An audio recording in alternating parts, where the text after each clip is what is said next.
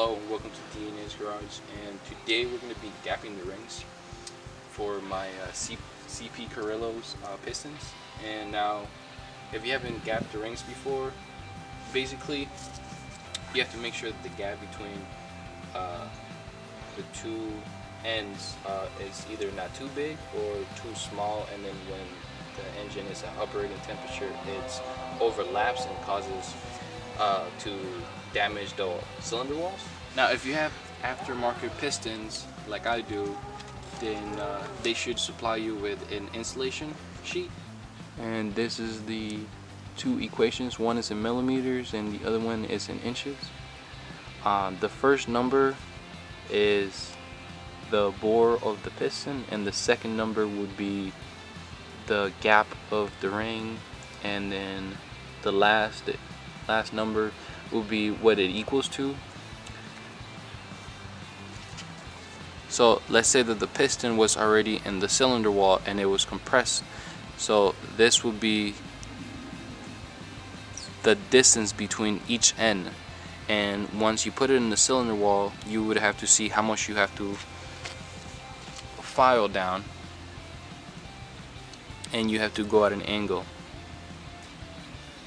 So let's see how much we have to remove. So when seeing how much you need to gap your rings, you would put it in the cylinder walls, and as you can see this is way too much because it barely goes on. Normally you would go like this and press it in, but since the gap, there's no gap at all, the ends touch, then you know that you have to file it down until it has the correct gap. You would go only one side.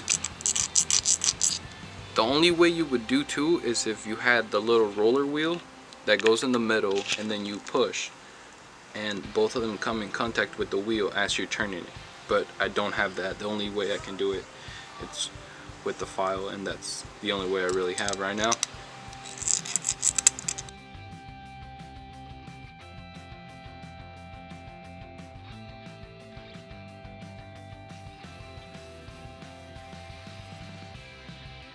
So after a lot of filing down, we finally got it at 0.016 right there. So now moving on to the second, the oil ring, and this is the ring that scrapes the oil after the oil it's all over the cylinder. And usually these don't really need to get gapped, but since I am going for performance, I will gap them. And as you can see, I can barely push them down, so there needs to be a gap of 0.013, and I can barely get them, so let's get on that. So after a lot of filing down, we're finally at the correct gap right there. And now let's I'm gonna go over and then we're gonna install these rings, both the top and the oil, on the pistons, just in case you guys don't know. Alright, so you have the top ring, the oil ring, and then these are the oil tube, but this is more of a scrape. It scrapes the oil. So let's start with the oil rings, and you want to put the skinny one first on the bottom.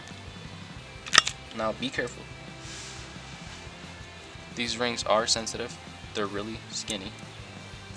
So after you have that one in,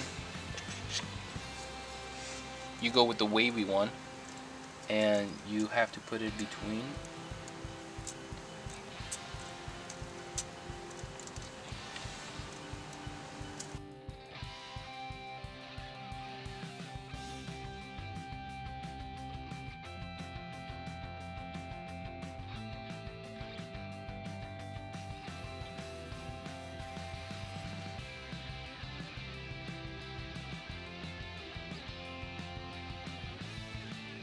Alright, so it took a while, but the main oil one went in. So then now you put the top one, and same thing, just be careful. And moving on to the second one, And that little N means that that is the top, and this goes in the middle groove. And same thing, be careful, these are really delicate. There we go. And then now moving on to the top one.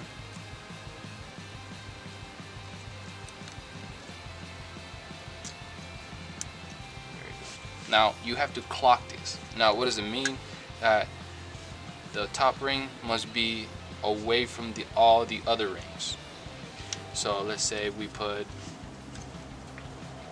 the top ring in that direction, so now the oil ring should face the opposite direction. So it will be right here. And now same thing with the oil. See, that's the first oil right there.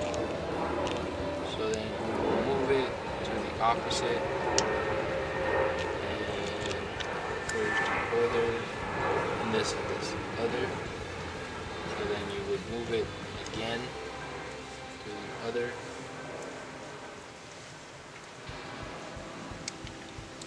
And now you have clocked your rings, and your piston is ready for install. So make sure you check that video coming out soon. So hope you guys enjoy this video and found it interesting.